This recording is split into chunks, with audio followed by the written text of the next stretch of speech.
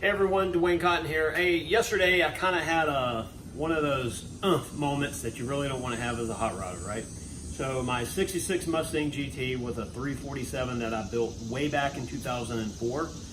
So the technology was really pre-04, it was 02, 03 stuff. Started buying it and accumulating it. And anyway, in 2004, I cranked it up for the first time.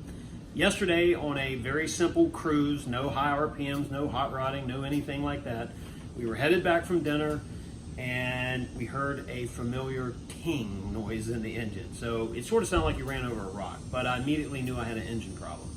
We heard this noise. We're going to try to edit that out of, my wife was actually videoing from the passenger seat, us cruising down the road. So I got it on video, which was rare. But the minute I heard the noise, I felt the miss in the engine. You could feel it in the car, mainly in the gas pedal.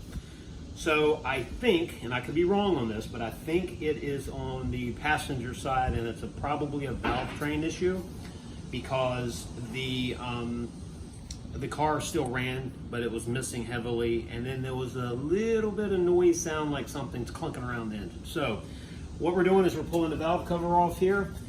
We're going to take the breather out right now, which is sometimes easier said than done.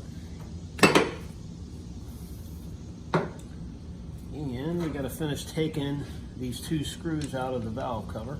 So this one's actually almost out. There we go. Now, like I said, 2004, I can't tell you how many miles or hours I have on this engine, but you know, it's 550 horsepower. Obviously, you can see the 2.4s. I run straight cam 2 in it. It's been a reliable engine. I've literally changed the oil and the spark plugs, and that's it. So it's one of those things where you never want a problem, but it's never been a problem. This has actually been the most reliable hot rod engine I've ever built, and I've built a few of them. So let's pull the valve cover off and see what we have going on. So the last time I saw this was in 2004 when I built it. And the valve cover, the gaskets work.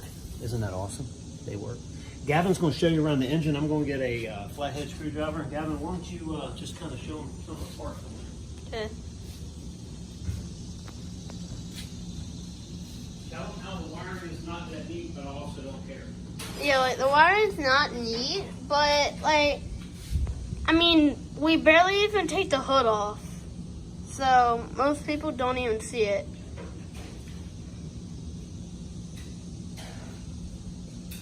There's the fan.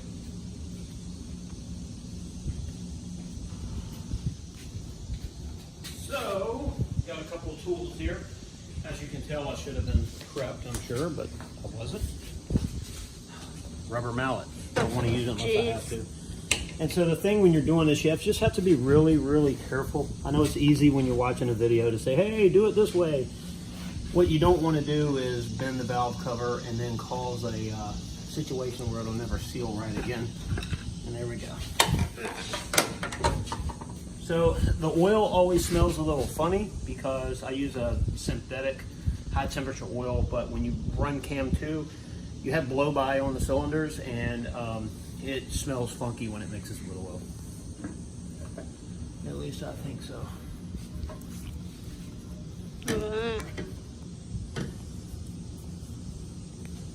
So there are the rocker arms.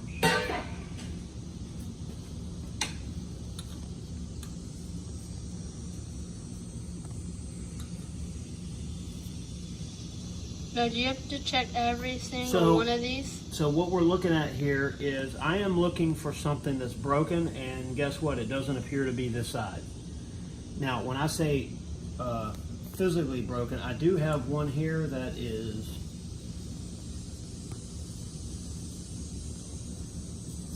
like this rocker arm here is really tight. You see this is a roller rocker, so this rocker is really tight because it was actually on a downward position, so it was getting ready to press in on the intake valve where it is pressing on the intake valve. This is the exhaust valve, which would be obviously closed. That's why there's play in that rocker arm, but not in this rocker arm here. So this is the passenger side of my engine, and it doesn't appear like we have a major problem over here, so I might have miscalculated which side of the engine it was on, or I'm totally missing the boat on what's the problem. So we are going to stop this video. I'm going to get to the other side there, and we're going to pull it apart. What do you say, Gavin? Keep going on the video? Yeah. What the heck, right? Yeah. You know, it's going to be a long video, so I hope you like it. So this is the part when you're working on a car like this, you have to anticipate. Not everything is perfect. Not everything is, you know. Of course, this is obviously not scripted. You can tell. Yeah. Gavin's going to get me in the picture here. And I'm sorry if the camera's a little shaky. I just got back from a bike ride, so. Yeah, Gavin loves his bike ride. So now remember, I really hate using a screwdriver against valve covers, but You can bend them or like dent them or yeah, you don't want whatever. to do that, especially where the gaskets sit. What's inside there? So this is a breather. This helps to take some of that blow by that you get on high compression engines. By the way, this engine is 13.5 to 1 compression, which is pretty good. Yeah. You know, I built this engine based on blueprints of another 347. I know it doesn't have the aluminum heads you're traditionally seeing. There's a few years in cylinder heads, the old cast iron heads, that you can really grind and open the ports in them without creating a lot of issues.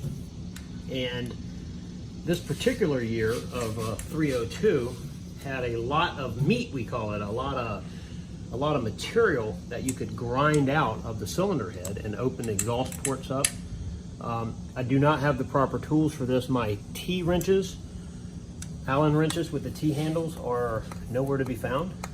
They used to be in your toolbox. Yeah, they used to be in my toolbox, but here's the problem. You ever had anybody work at your house before and suddenly you don't have your racing jack and your impact wrenches and stuff walks away? Well, and Gavin might want to concentrate where he's pointing the camera. But folks, this is one of those things. This is like when you have a family member, to me, that's not feeling well. It kind of sucks. Yeah. But you know, this engine, like I said, it's 2004. It's old. Now, I will tell you this: we've always said this. Gavin and I've said this. When we have a catastrophic failure, when and if the engine comes out, and a crate fuel-injected engine will go in. I've decided that I want to drive this car with very little potential problems, and the best way to do that is to go with a crate engine built by Ford Motor Company and fuel injected. That's the ticket, because Ford builds some really, really good high performance crate engines. They have really good warranties too. You know, when you build an engine yourself, there's no warranty. but I can tell you, I've loved building engines for people. You know, I've built some race engines in the past for Roundy Round. That was fun. That was different. It's a different way of building an engine. By the way, when we're building an engine like that, now this is not, I'm not a professional, you know, cup builder, I get it, but tolerances, we're able to run bearings, a little more gap in the bearings, rod bearings, main bearings. The engine can be a little looser because it's going to be torn down just about every race. And so a hot rod like this, we build it to last. We've got one more screw to get out of here. But I've tacked this engine up in the past. It hasn't had too many RPMs on it here lately. Yeah. But I did take this car around National Super Speedway. Very, very fast. So fast the headliner was swelling up in the car. I made a dumb rookie move. I kept the windows down. And when you're going fast in a car like this, roll the windows up, otherwise the air rushing through the car will cause it to go into a vacuum, and yeah, you'll start to lose stuff. If you wear a toupee, it'll definitely blow off. It was a joke, sorry. I don't think I'm kidding. I'm trying to lighten a moment because I think I'm getting ready to cry. All right, so you ready? Yep. Up, and here's the problem. You hear that? Yep. Did you hear that clank? Mm-hmm. That was the rocker arm. Oh, yep, it's missing right there. Look at here. We broke the rocker arm. Right there. Jeez. Oh, God. And it's underneath the car. Give me a little bit of room, bub.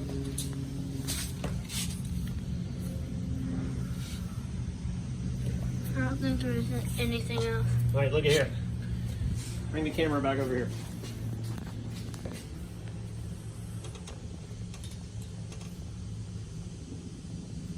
So this is a weird little problem. We actually broke a stud that screws into the, so if you can look in here, I should be able to look all the way through this nut because it's actually open on the back side. Well, there's a set screw on the back, but it tightens against the bolt. So this bolt right here sheared off. We actually broke this off. So that's the problem. So that's what we heard. We heard the rocker arm break. Now here's the good news. What? We have actually really good news. What?